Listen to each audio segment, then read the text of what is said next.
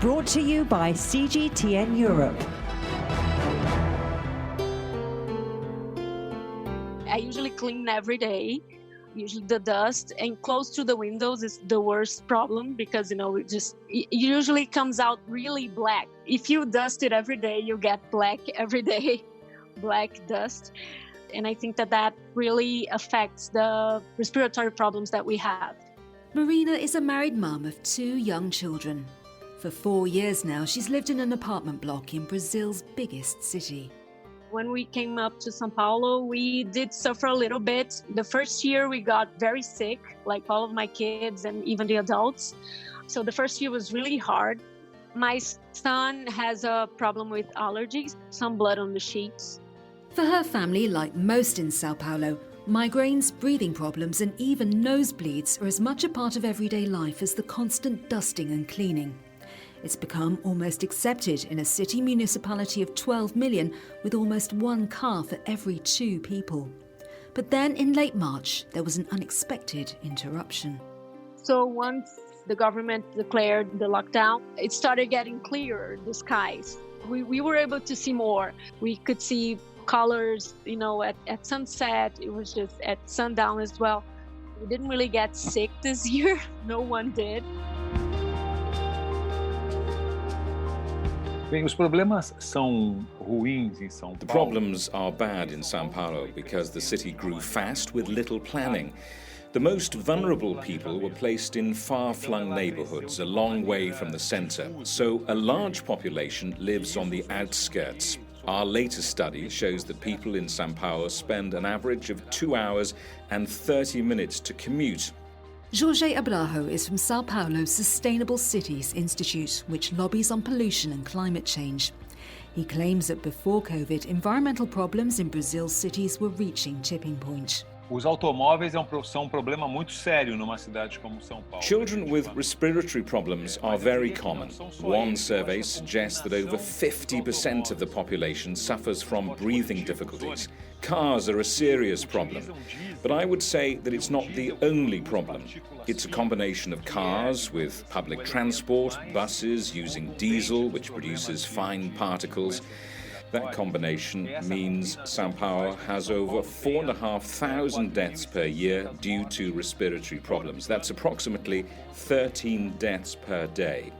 The World Health Organization claims that globally 7 million people are dying each year from illnesses linked to air pollution. More than 80% of people living in cities like São Paulo are exposed to harmful levels of pollutants. The landmark 2015 Paris Climate Agreement committed nations to cutting carbon and capping the rise in global temperatures. But the drastic fall in greenhouse gases during lockdown caught even climate scientists by surprise. At the peak of the global lockdown early April, the global emissions decreased by 17% during that day compared to an average day in year 2019. So this is in fact a huge drop in carbon emissions during that time.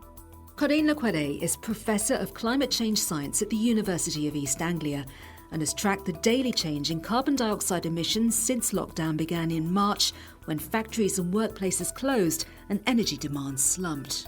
The changes at the country level were even bigger than the global change. Then the decrease was 17% globally, 30% at countries under full lockdown.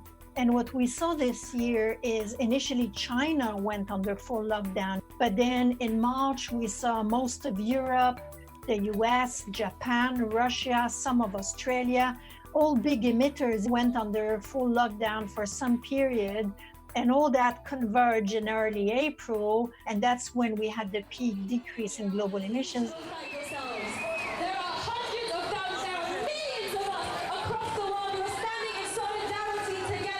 The climate debate was already reaching new heights before the pandemic. But after the events of recent months, campaigners have sensed a unique opportunity to start a transformation in which the health of both people and the planet go hand in hand as the COVID recovery begins.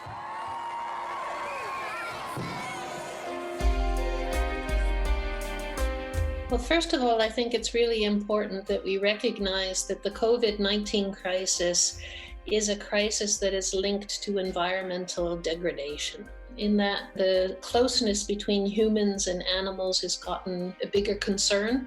And if we're not careful with climate change and increasing temperatures, we're very likely to see many diseases that were considered under control, like malaria, spreading again.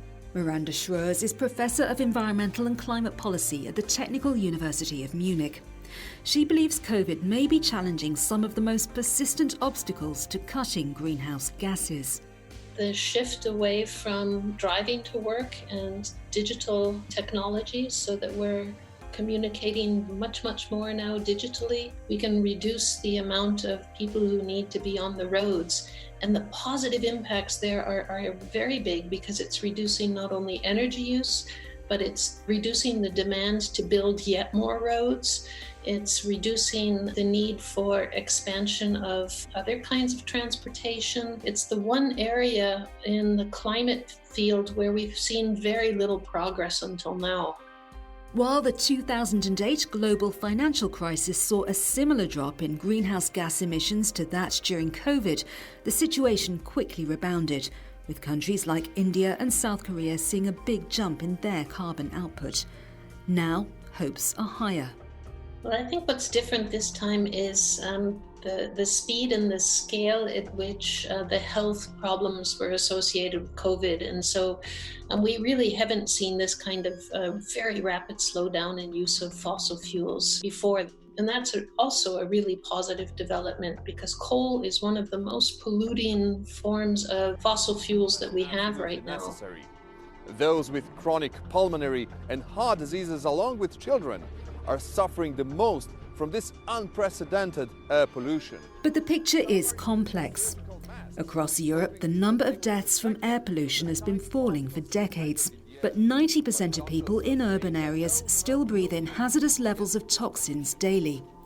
And as CGTN's Alyosha Milenkovic reported from Serbia in January, it's hotspots, mostly in the countries of the former Eastern Bloc, where the problem remains critical. The situation is even worse in the Bosnian capital, Sarajevo, where the scale of the air pollution went almost off the charts.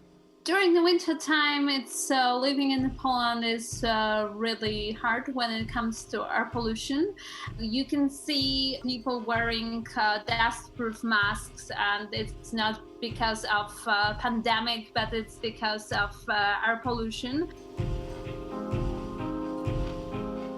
Sometimes, even in extreme cases, children are not going to schools. We can compare it to Delhi or Beijing. Magdalena Kozlowska is from the action group Polish Smog Alert. Poland is one of the biggest carbon producers in the EU, with daily emissions frequently above safety limits. But even here, the lockdown saw a remarkable turnaround. Looking at the maps of Europe and air pollution in Europe, I saw on Twitter people were surprised why Poland is still red or violet. Levels of those pollutants were really high in Poland in comparison to Western Europe. But now it's the reverse. So now when people show the maps and you look at Poland, it's greener. I'm not saying it's green, but it's greener than Western Europe, because our main contributor is now mostly off. That is the domestic heating. So it was precisely Poland's heavy dependence on fossil fuels that brought about a dramatic improvement when consumption was put on hold. But with cheap brown coal central to Poland's economy, Polish Smog Alert says developing alternative energy sources is a question of changing hearts as well as minds.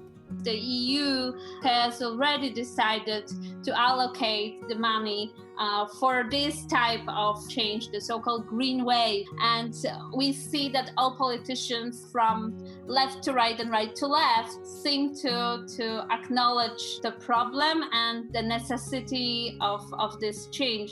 but it's a kind of also a mining culture. Many people for generations have been working in the mine industry. So it's a big group of people, and the politicians seem to be afraid to touch this issue. Elsewhere in the world, there are hopes that COVID may have handed less developed countries an unexpected advantage. Here's Corinne Lequade again. In Africa, because the emissions are a lot lower in Africa on average, so the effect on the emissions was, of course, a lot smaller. Also, the biggest sector that is affected by lockdown is really transport. And in Africa, there's already a lot of public transport use. Everybody knows that the current development model that prevails in Africa, but also all over the world, is deeply unsustainable for environmental reasons. It is true that Africa has been quite dependent on commodities exports. We have 35 countries in Africa that are in the higher dependency category when it comes to the amount of exports that depend on commodities, which is about 80% or more. So this is really tragic, and it's basically a colonial model that has not been changed since. Carlos Lopez is professor at the Mandela School of Public Governance at the University of Cape Town. He says Africa, like much of the developing world, could be on the cusp of long-term environmental change post-COVID, if the right policies are put in place. What we need is a certain type of industrialization. And because of the imperatives of environment today, that industrialization has to be a green industrialization. It is possible because more than 60% of the African households don't have reliable and affordable electricity, but we are going to provide them with this electricity at a time where renewable energy prices are very competitive and actually are a better investment than fossil fuels. The virus. Oil prices suffered a historic collapse late Sunday after Saudi Arabia shocked the market by launching a price war against one-time ally Russia. Oil prices plunged into negative territory. The price settled at, get this, negative $37 per barrel, which is down 305%. Crude oil prices are collapsing, and we may say terms like that frequently, but not for the types of things that we've seen like this. WTI this morning down more than 35%. This is for this morning. WTI. The lockdown has seen world oil prices crashing and US oil futures turning negative for the first time since the Second World War. But experts agree that if the changes seen during the COVID lockdown are to be more than a temporary blip, a long-term commitment by governments to clean energy and green transport is needed. But there are signs that COVID may be accelerating a change in energy consumption that was underway even before the pandemic broke out. We see that with an earlier than previously forecasted peak in oil and gas demand, the oil and gas industry needs to prepare themselves for a situation where demand is not increasing anymore, but is flat and ultimately declining. Sverre Alvik is director of the Energy Transition Programme at the risk analysts DNV GL Group in Oslo. The group claims that global energy use is set to fall by 8% overall by the mid-century, with huge implications for providers. In addition to the direct effects of economic impact, we are putting in lasting effects on different travel habits, different commuting habits, and impacts the need for both aviation, for road transport, and for construction of office buildings, for example. So these effects come on top of the economic impact and gives us lower energy use in many key sectors. Top oil exporter Saudi Arabia is planning to make a gradual transition to become a global hub of renewable energy. That was the word from The world has made advances that exceeded even the most optimistic projections.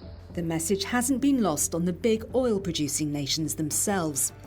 Despite the collapse in prices, Saudi Arabia is selling its oil stockpiles at a discount, while announcing plans to produce half of its electricity from renewables by 2050. And last year, Norway's trillion-dollar sovereign wealth fund said that it was pulling out of oil and gas investments completely and seeking greener alternatives. And the main reason for that is that operating renewable plants is free. The only construction cost, they virtually have zero operating costs. And second, we see that the reduced price and increased volatility of fossil fuels makes this a more high-risk investment. These industries will have to pay a little higher cost of capital. So this also impacts the attractiveness of the fossil fuel industry longer term. However, the fossil fuel lobby and its supporters are mounting a strong defence. They argue that carbon taxes and climate goals may in fact slow growth at a time when the world faces its biggest recession since the 30s. Instead, economies should take advantage of cheap oil prices to promote an infrastructure-based recovery. Well, we're not going to let our oil companies go and get in trouble. It's not their fault that they got hit by 50% less volume in one day. You know, one instant, all of a sudden, these very great companies are employing all these people. So I'm talking to Steve, and you know, we just saved the airlines. The airlines were having the best year they've ever had. This is not going to be a bailout of shareholders, but this is going to be supporting the national security issue.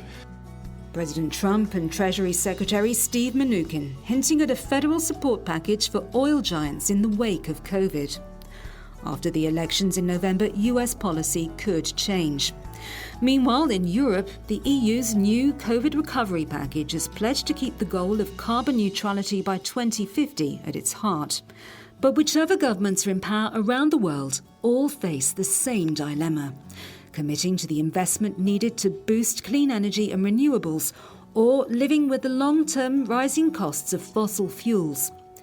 But experts agree that the legacy of COVID has presented a window of change on both sides of the climate debate that's unlikely to be repeated. We could have better health, we could have jobs, and we could tackle climate change at the same time. If that doesn't happen, unfortunately, it does mean that we'll be a lot more vulnerable for future climate crisis in the future, because the emissions would come back up probably higher than they were in the past. Se as políticas não mudarem, daqui a 20 anos... If the policies do not change, 20 years from now, we'll have an almost unsustainable situation in cities like São Paulo, because we're going to have a vast inequality. And this has a powerful impact on coexistence, of trust between people, of violence. The biggest lesson from the lockdown was that we could all live with less and in a simpler way. We need a city that is socially and environmentally friendly. I think this is the path that both civil society organizations like ours and politicians should be concerned with. It is possible and depends on us all. We need to think much more about how do we take the positive changes out of a really horrific crisis and make them longer-term positive changes. So 20 years from now, I think we could be much farther than we are towards living in a world of climate neutrality and sustainability. Crisis is an opportunity that, if we waste it, is really a crime. And that's particularly true when you think of the human costs of COVID-19. That was the last in this series, Notes on a Pandemic from CGTN Europe. But for me, Louise Greenwood, production assistant Katherine Berjikian, and from all of us on the team, thanks for listening.